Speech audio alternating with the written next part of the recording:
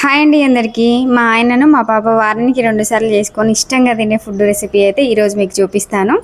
మేమైతే మా ఇంట్లో దీన్ని కుండలో చేసుకుంటాము. అంటే మా ఇంట్లో కుండ ఉంది కాబట్టి ఇంకా వీలు కుదిరిద్ది కాబట్టి కుండలో చేసుకుంటాం. కుండ లేని వాళ్ళైతే గిన్నెలో చేసుకోవచ్చు. కుండలో అయితే కొంచెం టేస్ట్ ఇంకా బాగుంటుంది.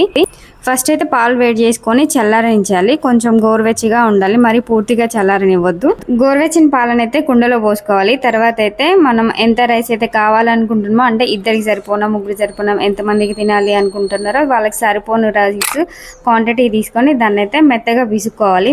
మెత్తగా చేసిన అన్నాన్ని అయితే కుండలో ఉన్న పాలలో వేసుకోవాలి. పాలలో కలుపుకొని తర్వాత తోడు వేసుకోవాలి. పెరుగు మజ్జిగలాగా చేసుకుని ఒక హాఫ్ గ్లాస్ తోడు అయితే అందులో వేసుకోవాలి. ఈ పెరుగు పాలు తోడులో అయితే కావాల్సినన్ని పచ్చిమిరపకాయలు, ఒక 3 ఉల్లిగడ్డలు ముక్కలుగా కట్ చేసుకొని వేసుకోవాలి.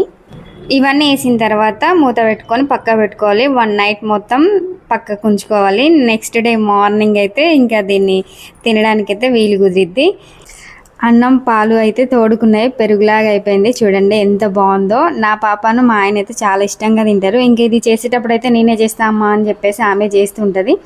ఇంకా అందుకే ఈరోజు కూడా ఆమె చేస్తుంది, నేనే వీడియో తీస్తున్నా.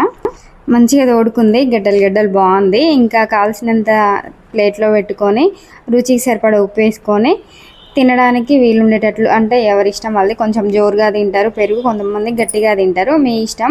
మా అమ్మ అయితే కొంచెం గట్టిగానే తింటుంది. ఇంకా కావాల్సినంత వాటర్ వేసుకొని కలుపుకొని దాంట్లో ఉన్న పచ్చిమిరపకాయలు ఉల్లిగడ్డలు నంజుకుంటూ తింటే అసలు ఎంత బాగుంటుందో టేస్ట్ అయితే. దీని పేరు సద్దనం అని చెప్పిండు మా ఆయన. మీ ఏరియాలో ఏమంటారో కామెంట్ చేయండి.